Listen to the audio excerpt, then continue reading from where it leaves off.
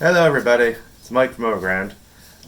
Today we're going to show off a couple deck profiles that we did in a match today. Ragnaloardmon Red and Ragnaloardmon Black. These are some of the new decks that are coming out of set 3 in Japan that we're going to get mix and matching in our set 1 and 1.5 when we get in English. Who knows, we're actually going to get every single piece. But until then, it's just been a fun, fast, consistent deck that we've been fooling around with. For this video, we're going to show you the red one. Full disclosure, this is not the best optimal way to play this whatsoever.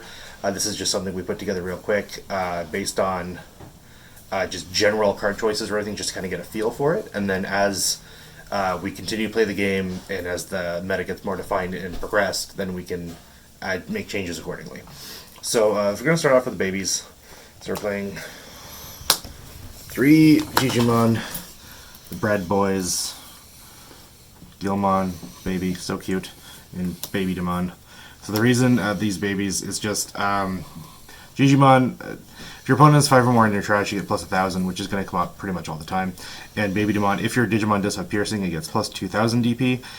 Your Digimon doesn't always have piercing, but if you can pull off the Ragnaloardmon combo properly, it should. So usually your end board is going to have piercing, so if you can build up a Ragnaloardmon with Baby Demon, you can get him to a 16,000 base. So I'm only playing 2 of these as opposed to 3 of them, just because I find that in some of the games, a lot of the games that we played, it doesn't usually come up that you get to keep piercing all the time.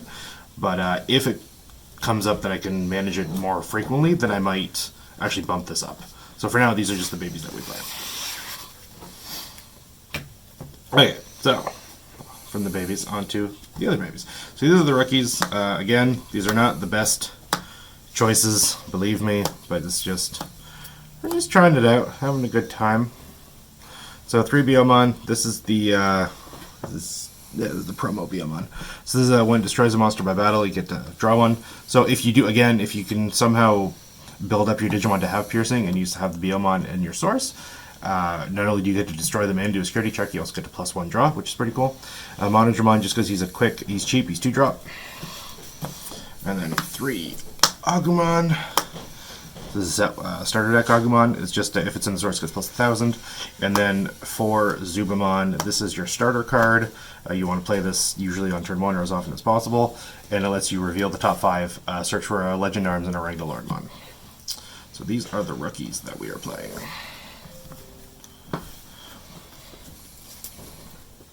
Onto the champions, we're playing 3 blockers because space is tight. 3 Cordramon.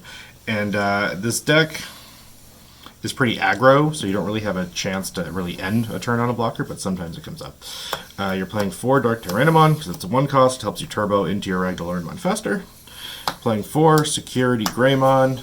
So this one, if it's hitting your security, you get to basically summon it for free. This is really good because it puts a... You need a lot of memory to build up to Ragnaloardmon, so by already having a champion in play, not having to burn it on top of a rookie, it saves you 2 memory, which is really nice.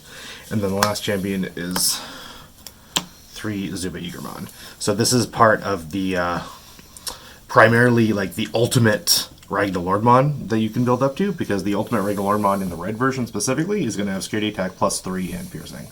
So this is part of that chain on the way up. So this is your champions.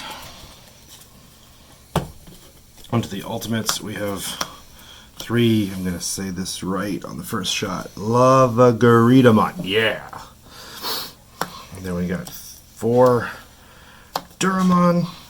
So again, Lavagaritamon is just a cheap ultimate that you can use to climb into your Ragnaloardmons.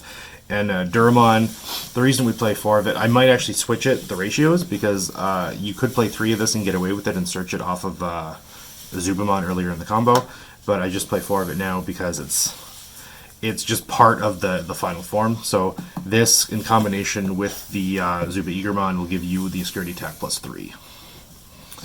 So that's it for the ultimates.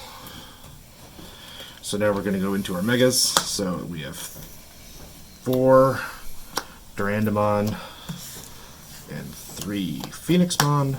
Phoenixmon, again, this is a case where I might end up cutting Durandamon to 3 because you can search it off of Zubamon, but I just put it at 4 just so I could see it consistently to get a feel for the deck and how the deck actually plays. And then Phoenixmon, again, is the cheapest mega you can summon in red for 2. So ideally the combo would be that you would drop Phoenixmon and then you would put Ragnaloardmon on top. That's another reason why I want to play 4 of these, because it guarantees that you already have one in your hand for when you do summon Phoenixmon, and that way when you do summon Ragnaloardmon eventually, you can put it right underneath and you can fulfill the whole combo. So these are the megas we play. So now we're going to go to level 7s with the Ultras. So the namesake of the deck, Ragnaloardmon. You play him on top of any red or black mega. So in this deck we're playing pure red, so you're only going to summon on top of red. 9 times out of 10 it's going to go on top of a Phoenixmon. When it comes into play, when it's Digivolved, you can put the Durandamon underneath it as a source. Durandamon has piercing as a source, as a inheritable ability. So when you put it on top and you give it Durandamon, you'll already have security +1 by default, you'll have reboot, and you'll have piercing in this deck. So this deck is really good at dealing with your opponent's blockers, because you can swing at their blocker, or you can swing at any of their Digimon or their security, and if they do decide to block, because you have piercing, you're still going to get away with hitting 2 security because you got security attack +1. And if you manage to build up the line with the extra security attacks, even if you go after their Digimon or their security, you're always going to hit them for potentially up to 4 security cards, which is super, super strong. And then finally, rounding out the Ultras, we're just going to play 2 copies of Omnimon. This is just a fallback plan if you don't end up hitting your Ragnaloardmons.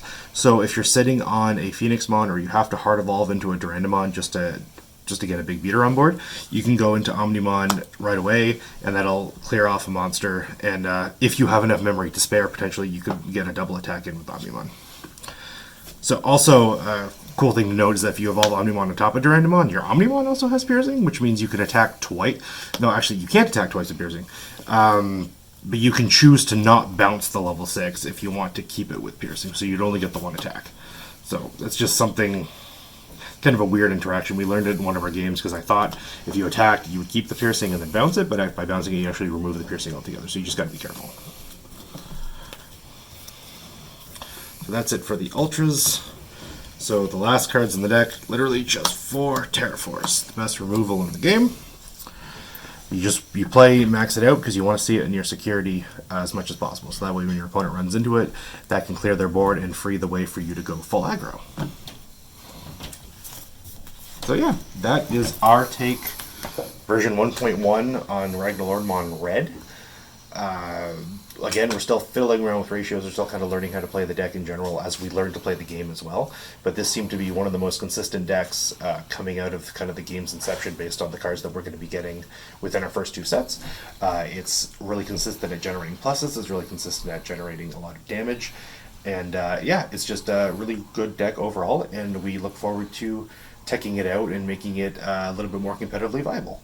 So yeah, this was Mike from Overground, and if you like our content, comment, like, subscribe, all that jazz, and we'll try to make more stuff for you guys. So see you later. Bye.